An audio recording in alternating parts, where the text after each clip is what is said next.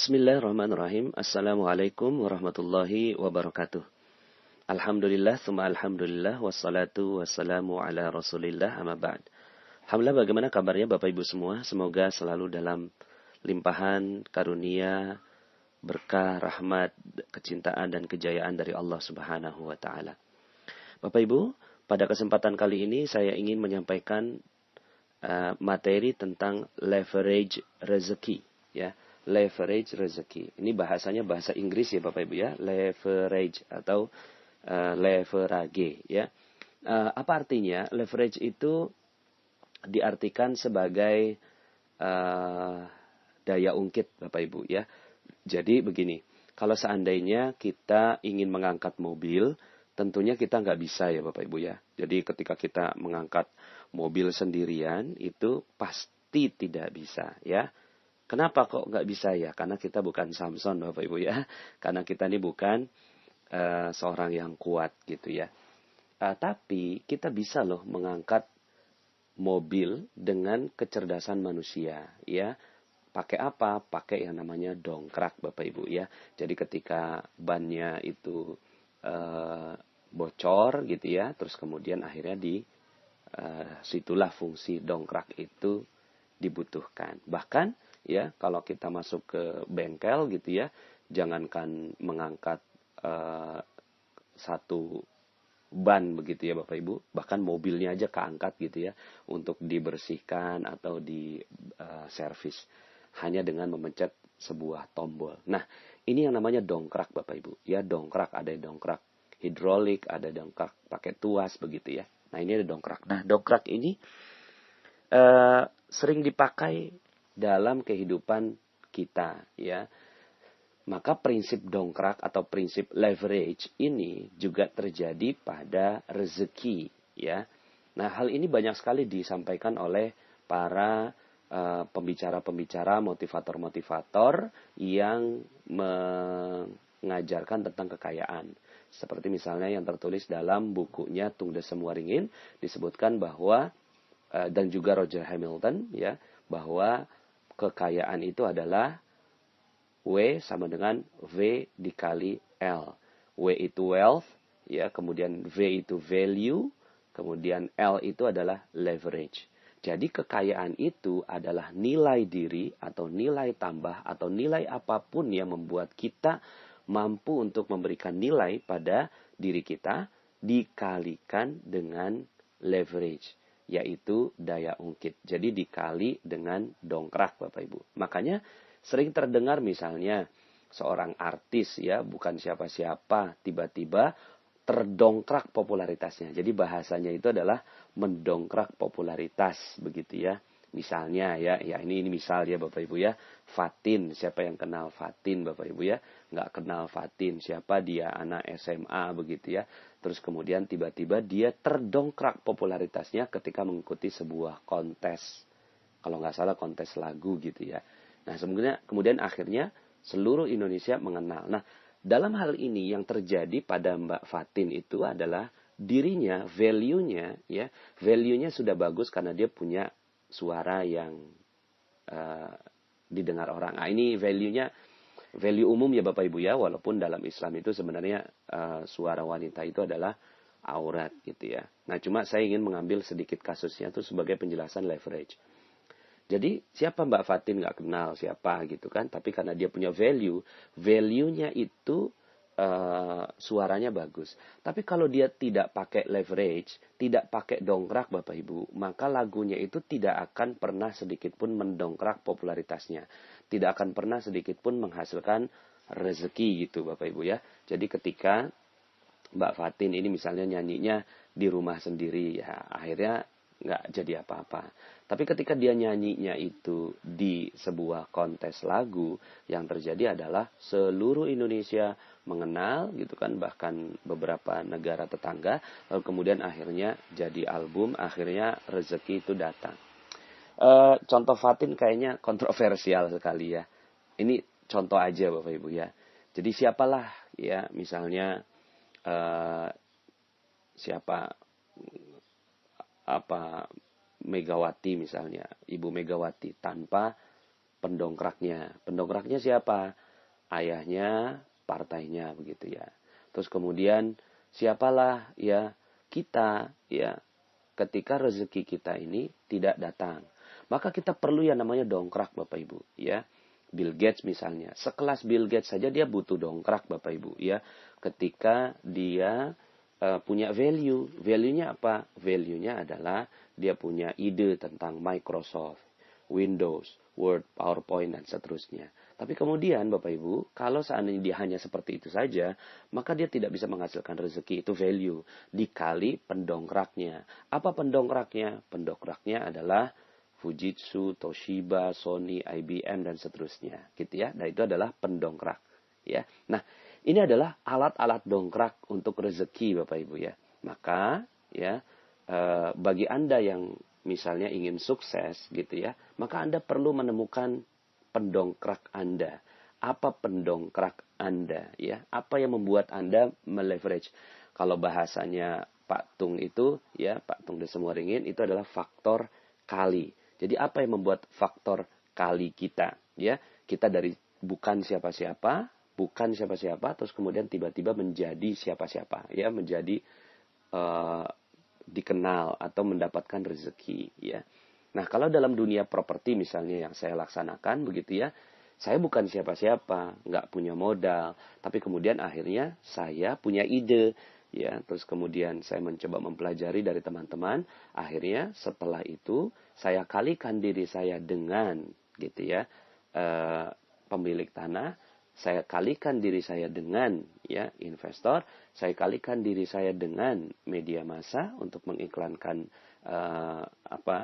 bisnis saya kalikan diri saya dengan perkenalan, dengan perizinan gitu ya, dan seterusnya. Nah ini adalah faktor kali.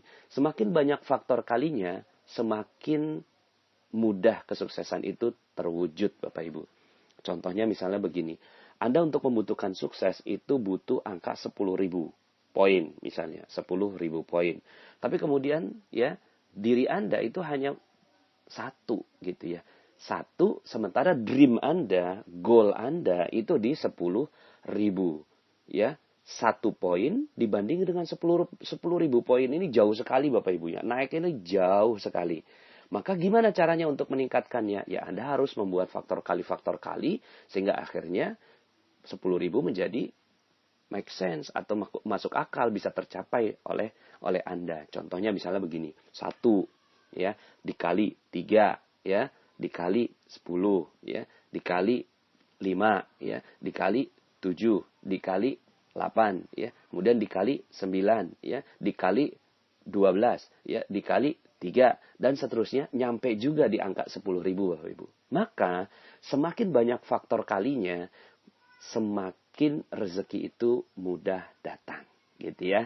Jadi semakin banyak faktor kalinya, maka rezeki itu akan mudah datang.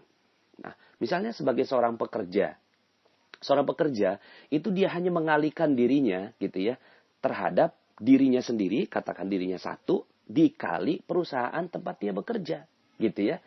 Dia dikalikan perusahaan tempat dia bekerja, maka ya segitu-gitu aja. Misalnya dia punya dreamnya 100, sementara ya perusahaan hanya bisa memberikan 10, maka 1 dikali 10 nggak nyampe. Untuk mencapai dreamnya, maka dia perlu mengalihkan dengan faktor kali yang lain. Ya, apa misalnya faktor kali yang lain, istrinya dapat warisan, ya misalnya begitu ya, maka dia bisa terwujud ya. Atau misalnya istrinya punya pekerjaan lain gitu ya, maka dia sendiri 1 dikali 10 dikali istrinya ya 1 dikali perusahaan istrinya 10. Oh berarti akhirnya bisa nyampe 100 gitu ya. Jadi Bapak Ibu ya, faktor kali ini adalah penting sekali untuk setiap orang yang ingin sukses ya. Nah, perhatikan bagaimana faktor-faktor kali Anda gitu ya. Apakah Anda punya faktor pengali gitu ya, faktor kali. Nah, oke. Jadi konsep faktor kali ini sudah mulai masuk akal di Anda. Sekarang yuk sama-sama kita lebih dalam membahas tentang konsep magnet rezeki ya, yang berkaitan dengan leverage rezeki ini ya. Jadi mungkin sederhananya begini. Saya kalikannya W sama dengan V dikali L1 dikali L2. Begitu Bapak Ibu ya. Nah, maksudnya apa? L1-nya ini adalah leverage yang kita sudah kenal, yaitu leverage dunia, perusahaan, channel, jaringan, media massa, properti, perbankan syariah misalnya begitu ya, yayasan, kemudian organisasi. Ini adalah L1 Bapak Ibu ya. L1 ini adalah leverage duniawi Bapak Ibu ya. Leverage yang sifatnya duniawi. Tapi Bapak Ibu ya, sebelum membahas yang L1 itu atau selain L1 itu, kita butuh yang namanya L2 Bapak Ibu ya. L2 ini adalah yang memungkinkan semua terjadi. Yang sering terjadi begini. Kita sudah berusaha keras ya. Kemudian kita bertemu dengan banyak orang gitu ya. Kita bertemu dengan yayasan, bertemu dengan organisasi, media massa, terus kemudian kita juga punya ilmu properti, belajar ilmu macam-macam gitu ya. Terus kemudian berusaha maksimal, ikhtiar. Ini L-nya udah banyak Bapak Ibu. L lagi, L1-nya dikali L12, L13, L14, L15, L16 gitu ya, dikali. Tapi pas yang L2-nya ini Bapak Ibu ya, L2-nya ini minus Bapak Ibu. Ya. Apa yang terjadi? Semua yang dilakukan dikali minus jadinya minus Bapak Ibu. Ya. Semua yang dilakukan gitu ya, dikali minus jadinya minus semua. Ya. Sehingga akhirnya apa yang terjadi? Yang terjadi adalah gitu, seluruh yang kita datangi itu akhirnya musnah, tidak menjadi apa-apa karena dikali minus. Nah, saya akan fokus ke yang L2 ini Bapak Ibu. Karena L2 ini yang menjadi faktor penentu dan pembeda. Ya, silahkan Anda dengarkan materi saya di Lain Ladang, Lain Ilalang gitu ya. Itu menyebabkan akhirnya kita punya L2 yang berbeda. Ya. Untuk orang-orang yang ateis, nggak kenal Tuhan gitu, nggak kenal Allah, mereka cukup dengan L1 ya. Dikalikan dengan faktor-faktor dunia, mereka gampang banget sukses gitu ya. Tapi pas kita pakai nih cara mereka, kita udah pakai nih cara mereka, tapi kok ternyata nggak bisa-bisa gitu ya. Maka yang terjadi adalah karena kita punya ilmu yang berbeda, ya, punya ilmu yang berbeda. Nah ini silahkan saya nggak mengulang materi yang sebelumnya, Anda dengarkan lagi karena ini udah materi yang ke-28. Nah L2 ini Bapak Ibu berkaitan dengan gitu ya, berkaitan dengan sesuatu yang tidak terlihat tapi menentukan, ya. Secara sederhananya begini. Sederhananya materi leverage rezeki ini adalah kelanjutan dari materi terumbu karang, ya. Di materi terumbu karang disebutkan bahwa rezeki dititip di orang lain, ya. Rezeki dititip di kemuliaan dan kebahagiaan orang lain. Gitu ya. Jadi ketika orang lain mulia, orang lain bahagia, maka rezeki mengalir ke kita. Ya, setiap ketemu orang, ya, yang perlu Anda lakukan adalah ketemu orang, bahagiakan dia, muliakan dia. Ketemu orang, muliakan dia, bahagiakan dia. Terus begitu Bapak Ibu, ya. Dalam materi terumbu karang yang sebelumnya, saya mencontohkannya ketemu, mohon maaf ya, seorang bencong Bapak Ibu, banci, ya, seorang waria begitu ya. Nah itu saja menjadi rezeki Bapak Ibu. Selama ini kita melecehkannya, menghinakannya, kemudian menghakiminya di dalam pikiran kita. Apa yang terjadi? Rezeki kita habis Bapak Ibu. Ya. Tapi ketika kita ya mendoakan dia, ya Allah mudah-mudahan dia segera bertaubat, ini menjadi jalan taubat buat dia, maka yang terjadi adalah kita memuliakan dan membahagiakan dia walaupun dia nggak tahu. Kita bahagiakan dia dengan doa kita. Makanya silakan Anda dengarkan lagi materi kickback dan rahasia keajaiban. Ini adalah upaya kita untuk mendapatkan rezeki dari kemuliaan dan kebahagiaan orang lain Bapak Ibu. Nah sekarang kelanjutan dari materi itu Bapak Ibu. Setiap orang punya poin berbeda-beda. Ya, setiap orang punya poin berbeda-beda. Terhadap bencong, waria, banci aja gitu ya, kita harus memuliakan dan membahagiakan, padahal poinnya sederhana Bapak Ibu ya, katakanlah dia poinnya 2 begitu ya, poinnya 2, tapi akhirnya ketika kita membahagiakan, poin 2 itu datang pada kita begitu ya. Nah yang namanya leverage gitu ya, kita memilih Bapak Ibu ya, kita memilih. Nah memilihnya ini gitu ya, tentunya memilih manusia terbaik Bapak Ibu. Kalaulah rezeki itu dititip di manusia, ya, dititip di kemuliaan dan kebahagiaan manusia, Maka leverage rezeki berbicara tentang Anda kan mau sukses cepat, ya. Kalau mau sukses cepat misalnya nih Anda ketemu ya misalnya poin yang dibutuhkan 1 juta gitu ya. Poin yang dibutuhkan 1 juta poin begitu ya. Terus kemudian Anda ketemu dengan ya tadi tuh ya orang-orang yang biasalah begitu ya. 2 dikali 2 dikali 2 dikali 2 dikali 2 dikali 2 dikali 2. Butuh berapa banyak Bapak Ibu untuk mencapai ke angka 1 juta. Tapi kalau Anda mengalihkannya dengan gitu kan 100 dikali 100 dikali 100 dikali 100 bahkan sudah lebih Bapak Ibu ya. Maka kita perlu mencari poin yang 100 ini Bapak Ibu. Mencari orang manusia yang memiliki poin 100 ini. Begitu ya Bapak Ibu ya. Jadi ketika Anda mengalihkan dengan 100 dikali 100 dikali 100 itu udah berapa tuh? Ya, sudah 1 juta Bapak Ibu ya. Betul ya? 100 dikali 100 dikali 100. Benar ya. Itu sudah 1 juta. Ketemu 3 orang yang mulia. Ya, ketemu 3 orang yang sangat agung. Sangat tinggi derajatnya. Di sisi Allah subhanahu wa ta'ala. Maka Anda sudah mencapai dream Anda. Dan goal Anda. Untuk mencapainya dengan orang-orang biasa. Itu hanya dengan rendah. Apalagi Bapak Ibu. Kalau seandainya Anda sudah mendengarkan materi detox rezeki. Ya. Detox rezeki atau jodoh terbaik. Ya, waduh itu banyak sekali yang apa ya bahasanya materi itu saya menyampaikannya aja penuh dengan rasa Bapak Ibu ya. Terus kemudian Anda pernah berdosa, pernah berdosa dengan yang berat. Kemudian Anda membuat Allah cemburu. Lalu kemudian Anda berusaha keras. Terus kemudian Anda mengalami detox rezeki Anda. Lama sekali detox Anda Bapak Ibu, ya. Katakanlah misalnya Anda poinnya karena udah dosa, Allah cemburu, melakukannya bukan sekali, 2 kali, tapi ribuan kali Anda lakukan kesalahan-kesalahan, lalu kemudian akhirnya poinnya minus 1 juta Bapak Ibu. Minus 1 juta sementara dreamnya 1 juta Bapak Ibu. Ya. Lalu kemudian sudahlah Anda minus 1 juta.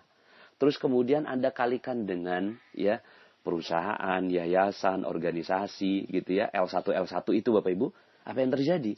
L1 itu tidak akan pernah sedikit pun memberikan yang terbaik buat Anda. Kenapa? Karena Andanya sudah minus Bapak Ibu. Andanya minus. Ya bukan Anda lah.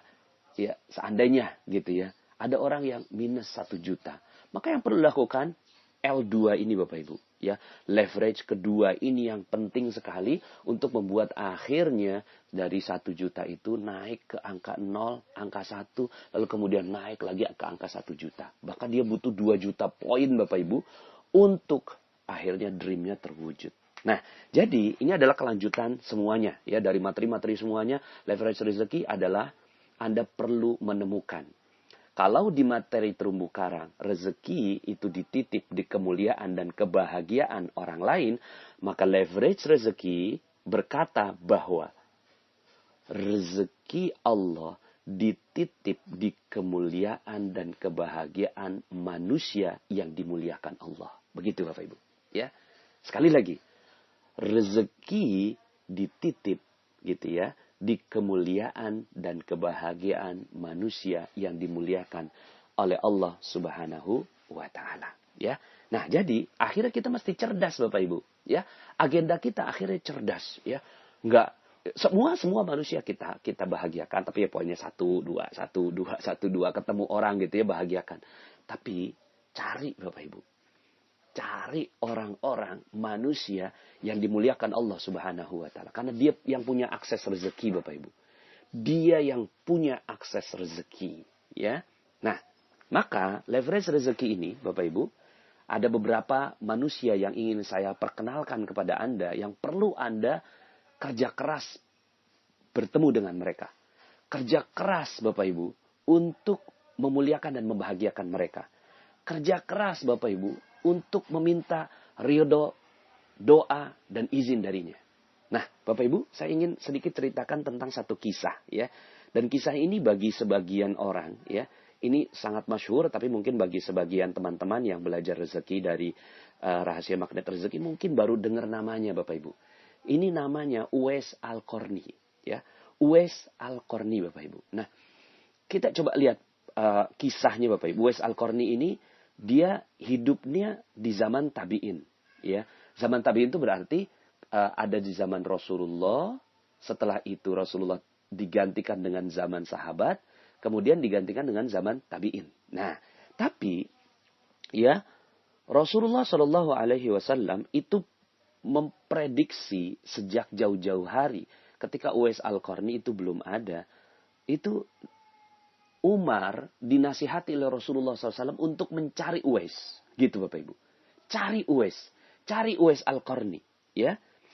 Nah, ini dalam sebuah hadis. Umar radhiyallahu an berkata, aku sendiri pernah mendengar Rasulullah Shallallahu Alaihi Wasallam bersabda, nanti akan datang seseorang bernama Uwais bin Amir bersama serombongan pasukan dari Yaman. Ia berasal dari Murad, kemudian dari Qarn. Ia memiliki penyakit kulit, kemudian sembuh darinya, tersisa bagian cuma sebesar 1 dirham. Gitu. Nah, ini ciri-ciri yang diberikan kepada Umar. Ya Umar, ada leverage loh. Ada daya ungkit yang membuat kamu ini akan rezekinya berlimpah ruah gitu ya. Dunia maupun akhirat ya pastinya. Kalau bicara rezeki ini kan dunia maupun akhirat. Ini akan berlimpah ruah loh. Gitu. Siap ya Rasulullah. Akhirnya Umar ini mendengarkan gitu kan sampai detil gitu ya. Ciri-ciri dari Uwais Al-Qarni ini. Ia memiliki penyakit kulit, kemudian sembuh darinya kecuali bagian dari 1 dirham. Gitu ya. Ia punya seorang ibu dan sangat berbakti kepadanya. Seandainya ia mau bersumpah pada Allah, maka akan diperkenankan apa yang ia pinta. Jika engkau mampu agar ia meminta kepada Allah supaya engkau diampuni, maka mintalah kepadanya. Masya Allah Bapak Ibu. Ini adalah perintahnya Rasulullah kepada Umar agar mencari leverage-nya Bapak Ibu. Mencari leverage rezeki. Umar, siapa yang gak kenal Umar bin Khattab radhiyallahu an? Sudah dijamin masuk surga Bapak Ibu. Sudah dijamin masuk surga. Hartanya itu Umar bin Khattab dalam buku karangan Dr. Jaribah gitu ya. Itu disebutkan, ya saya hitung-hitung itu penghasilan per bulannya rata-rata 233 miliar per bulan Bapak Ibu. Ya, kalaupun meleset ya miliaran lah Bapak Ibu ya.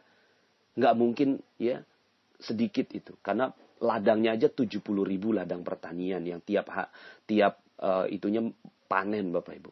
Artinya apa? Umar bin Khattab ini udah kaya raya secara duniawi. Rezekinya itu sudah berlimpah secara duniawi. Di akhirat juga Umar bin Khattab dijamin masuk surga oleh Rasulullah SAW. Ikut perang Uhud, ikut perang Badar, ikut perang Khandaq gitu ya. Ikut Fatu Mekah, Masya Allah. Ini Umar bin Khattab radhiyallahu anhu. Ya, artinya ini sahabat mulia sekali. Beliau punya amalan soleh banyak sekali Bapak Ibu. Ya, amalan soleh bagaimana tidak? Beliau memakmurkan 3/4 dunia menjadi khalifah Bapak Ibu. Tapi sudah begitunya, Umar bin Khattab masih cari leverage Bapak Ibu. Masih cari daya ungkit Bapak Ibu. Untuk ya minta diampuni oleh Allah. Untuk perisainya dihapuskan oleh Allah Subhanahu wa taala. Untuk perisainya ini kan ya kalau Anda dengarkan materi perisai rezeki itu mengalir deras, tapi karena ada perisai maka akhirnya rezeki itu tidak mengalir. Nah, Bapak Ibu yang dirahmati Allah, maka ini di sini disebutkan ya kata-katanya, perintahnya Rasulullah, jika engkau mampu agar ia meminta kepada Allah supaya engkau diampuni, mintalah ampun gitu ya kepada Allah melalui Uwais Al-Qarni. Nah, Bapak Ibu suatu hari Uwais Al-Qarni ini datang Bapak Ibu, ya. Suatu hari dari Usaid bin Jabir, ya, ia berkata, Umar bin Khattab ketika didatangi oleh serombongan pasukan dari Yaman, ya.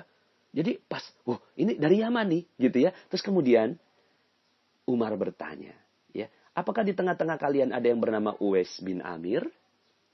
Kemudian, ini ya Rasulullah, ini ya Umar. Kemudian ditanya, apakah engkau benar Uwais bin Amir?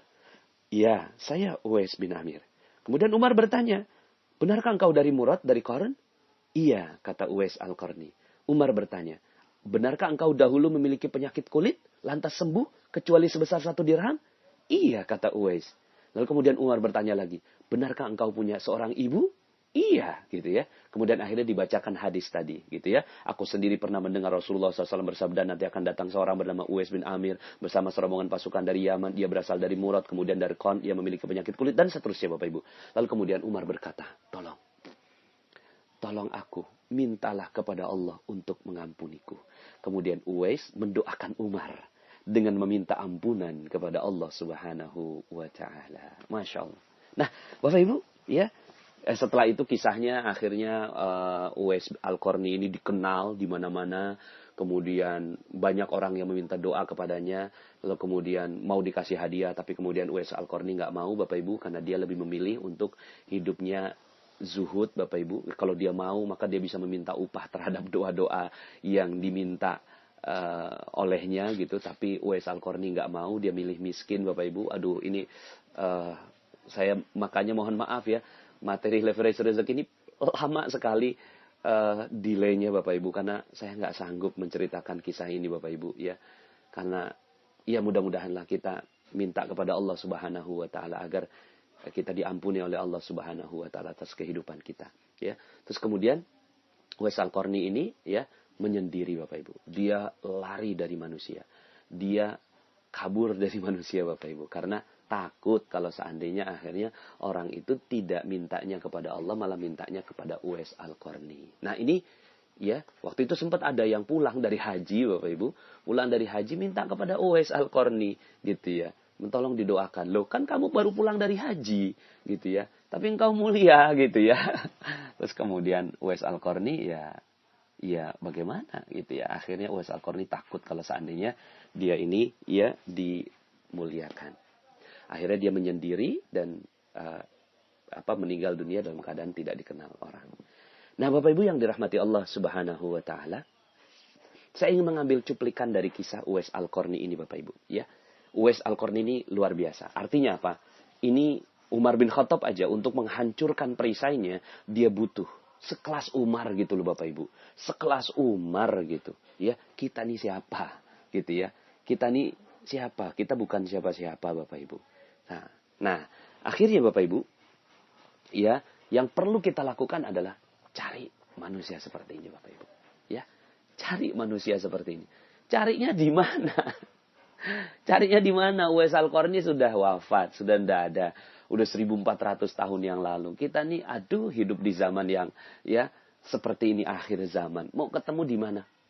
Pasti ada Bapak Ibu. Cari Bapak Ibu, ya. Cari orang yang seperti ini, ya. Kita nggak pernah tahu, terkadang gitu ya. Uwais Al-Qarni ini sangat miskin, dihinakan orang, direndahkan orang, nggak kelihatan Bapak Ibu. Makanya akhirnya, gitu ya, akhirnya untuk menemukan orang seperti ini kita nggak pernah tahu. Yang perlu kita lakukan, minta kepada Allah Subhanahu wa taala agar bertemu dengan orang yang seperti ini, ya.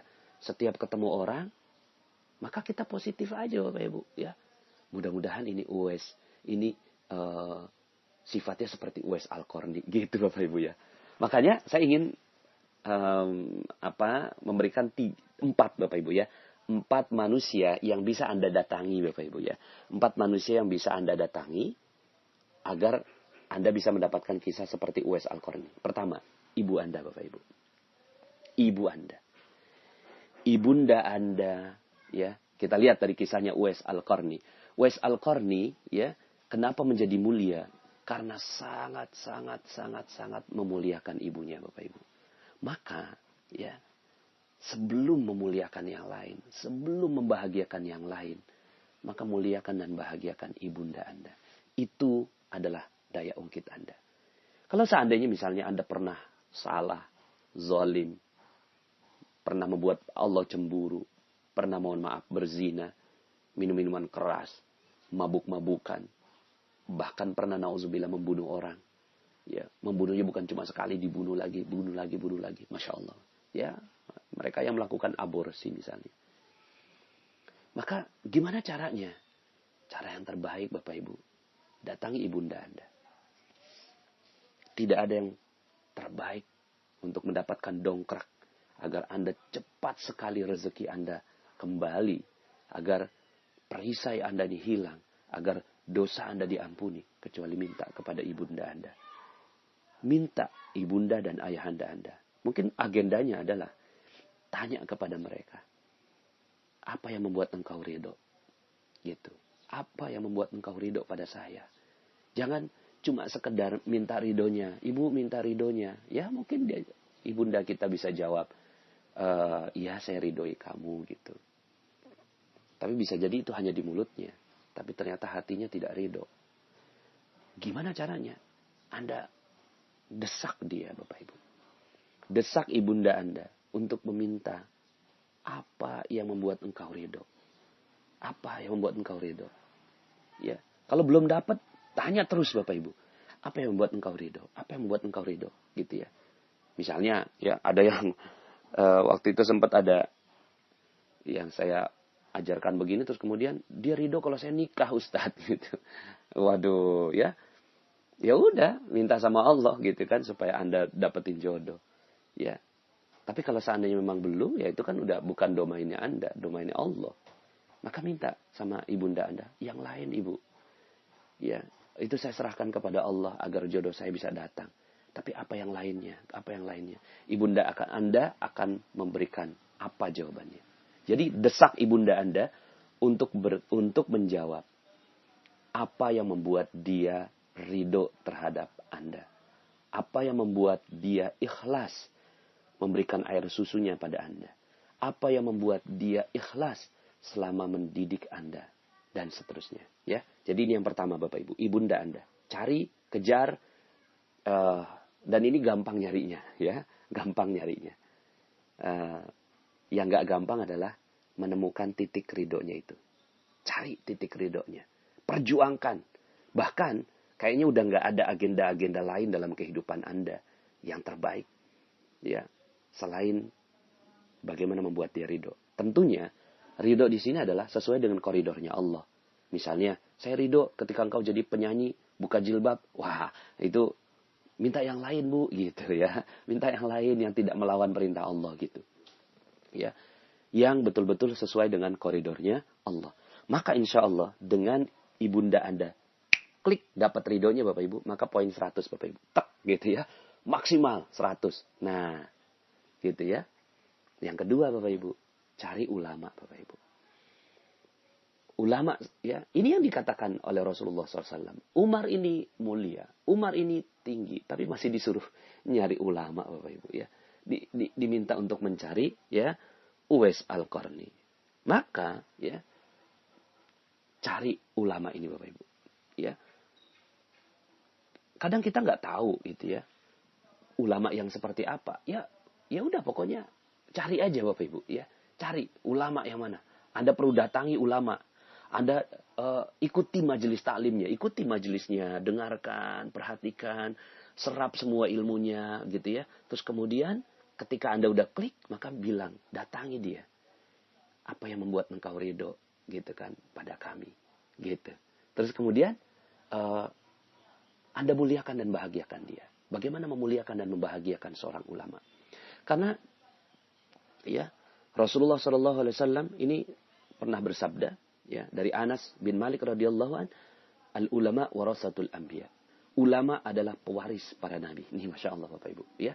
Maka alhamdulillah di Indonesia ini masih banyak ulama, ya. Alhamdulillah kita belum hidup di zaman yang ulama semua dimatikan oleh Allah. Sekarang masih ada. Maka ini adalah kesempatan untuk Anda. Datangi mereka. Ya, datangi mereka. Mungkin rezeki Anda seret. Ya utang Anda nggak lunas-lunas. Piutang Anda nggak terbayar. Bisnis Anda bangkrut. Anda dipecat orang. Dihina orang. Direndahkan. Mungkin. Ya, yang perlu dilakukan adalah satu. Temui ibu Anda.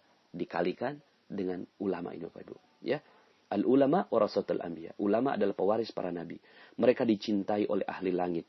Dan dibacakan istighfar oleh ikan di laut. Dan jika mereka mati, ya, dibacakan istighfar oleh ikan di laut jika mereka mati hingga hari kiamat Bapak Ibu. Nah, artinya ulama ini mulia sekali Bapak Ibu. Mulia sekali. Ya, datangi mereka. Dalam sebuah hadis yang lain, keutamaan seorang alim atas ahli ibadah. Gitu ya. Jadi orang alim ini ulama, dibandingkan dengan orang yang dia beribadah aja tapi nggak tahu ilmunya, ya bukan ulama lah begitu ya. Maka ini adalah bagaikan keutamaan aku di atas umatku, salah satu di antara umatku.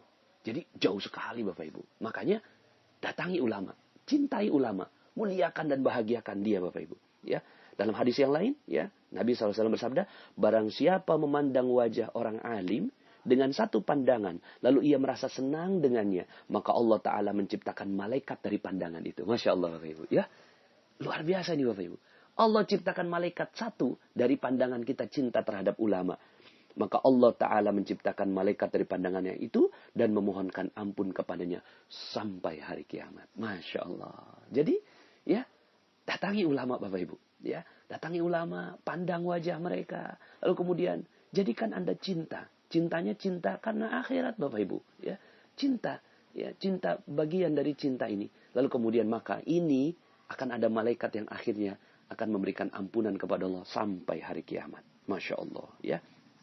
Nah, dalam hadis yang lain, nah ini juga adalah satu perintah Bapak Ibu. Kan rezeki adalah memuliakan dan membahagiakan orang lain. Tapi apa kata Rasulullah SAW?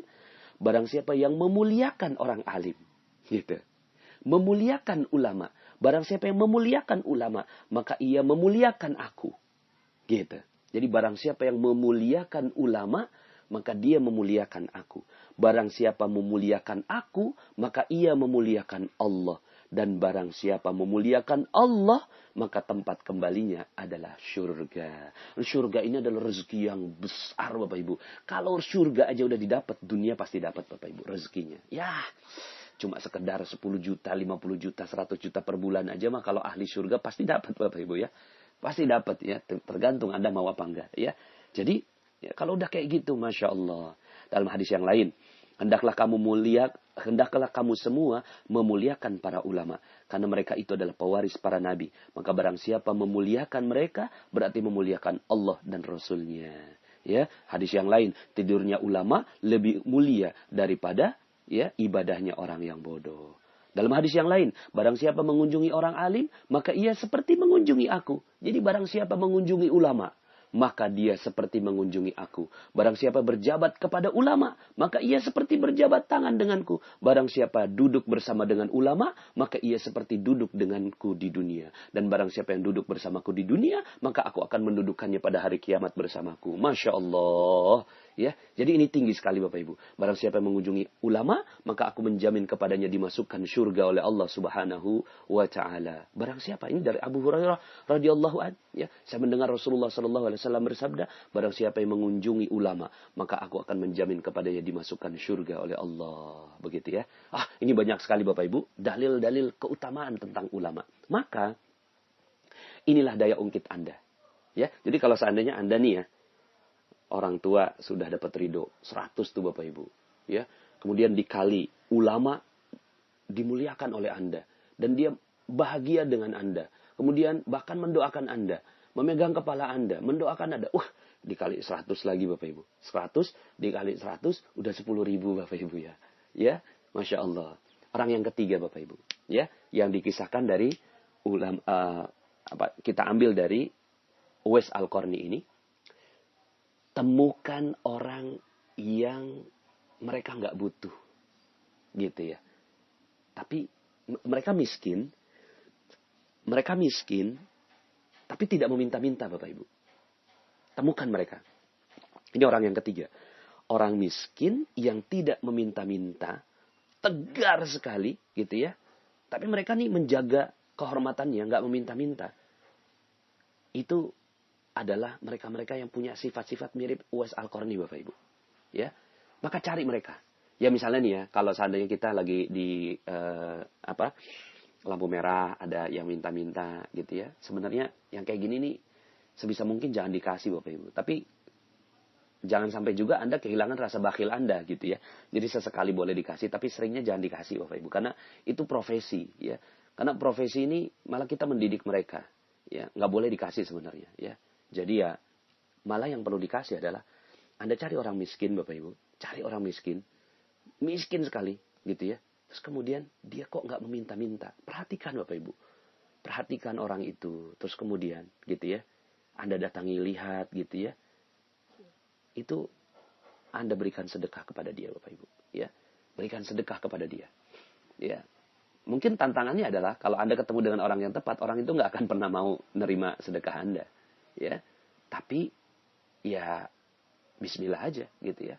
Cari orang yang seperti ini sifat-sifatnya mirip-mirip Uwais Al-Qarni.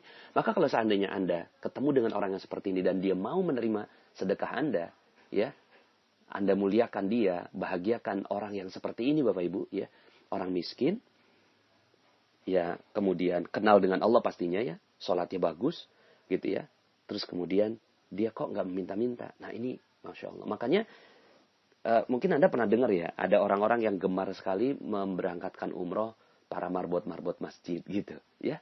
Karena bisa jadi para marbot-marbot masjid itu ada salah satu di antara mereka yang sifatnya mirip-mirip Uwais Al-Qarni gitu. Jadi ini adalah leverage ya. Ini adalah daya ungkit Bapak Ibu. Nah, yang keempat ya, sebenarnya masih banyak ya, cuma saya batasi 4 dulu nih ya di kesempatan leverage rezeki pada kali ini. Dan kayaknya sih saya cukupkan bahasan ini. Yang lain-lainnya Anda cari sendiri ya Bapak Ibu ya. Cari sendiri ya. Intinya adalah manusia mulia ya, manusia mulia. Yang keempat adalah anak yatim Bapak Ibu. Anak yatim ini mulia sekali Bapak Ibu. Ya, bagaimana tidak mulia? Kata Rasulullah SAW, mereka yang memuliakan anak yatim ya akan bersama denganku ya seperti 2 jari ini. 2 jari yang berdekatan antara telunjuk sama jari tengah. Artinya dekat sekali Bapak Ibu, ya, dekat sekali dengan Rasulullah SAW. Maka sebenarnya ini ingin menunjukkan bahwa anak yatim ini adalah dongkraknya rezeki Bapak Ibu, ya. Dongkraknya rezeki. Nah, datangi mereka dan cuma gini, ada banyak orang yang ketika mendatangi anak yatim tapi malah merendahkan anak yatim. Gimana caranya? Ya seperti yang kemarin saya bahas dalam rezeki gratis sama rezeki dalam frekuensi rezeki. Itu ketika datangi anak yatim, terus kemudian kita merasa lebih tinggi, anak yatim ini rendah karena dia membutuhkan uang Anda. Tidak Bapak Ibu, ya. Muliakan dan bahagiakan anak yatim. Ini 2 kata kunci. Muliakan dan bahagiakan anak yatim ini. Ya. Gimana caranya? Anda pasti bisa, gitu ya. Muliakan mereka, berikan mereka ya pendidikan, ya.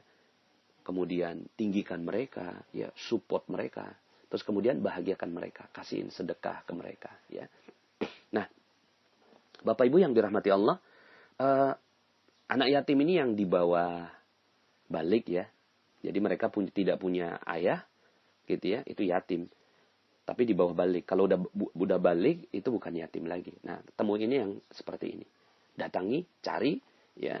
Bahkan kalau perlu Anda punya yayasan yatim Bapak Ibu ya, yatim piatu, Masya Allah. Ini adalah dongkraknya rezeki.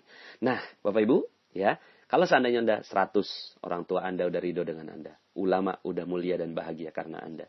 Kemudian orang yang miskin yang betul-betul tidak mau, terus kemudian Anda paksa untuk menerima rezeki dari Anda, ya. Bisa jadi misalnya gini, Anda mungkin ketemu sama seorang kakek-kakek tua, terus kemudian dia berjualan, padahal dia sangat-sangat letih, lelah, kayaknya nggak mungkin gitu ya. Tapi kemudian ketika Anda perhatikan, loh kok ini kakek-kakek ini sangat taat sekali ketika azan itu datang. Dia jualannya katakanlah jualan tisu atau apa, beli dari mereka Bapak Ibu, ya. Kemudian yang keempat adalah anak yatim, ya. Nah, kalau 100 kali 100 kali 100 kali 100, aduh, maka rezeki Anda insya Allah Bapak Ibu, frekuensi rezeki Anda sudah mulai tinggi dan sebentar lagi rezeki akan datang pada Anda. Maka setelah itu tiba-tiba Bapak Ibu, tiba-tiba hutang Anda lunas, ya. Tiba-tiba piutang Anda terbayar. Tiba-tiba Bapak Ibu, ya, rezeki mengalir deras dengan Anda dan tiba-tiba Anda pun jadi lebih mudah berbuat kebaikan untuk orang lain. Maka yuk sama-sama kita perlu mereka. Apalagi kalau ulamanya ini udah bermajelis Bapak Ibu ya. Jadi majelis ulama ini adalah majelis yang penuh keberkahan dari Allah Subhanahu wa taala.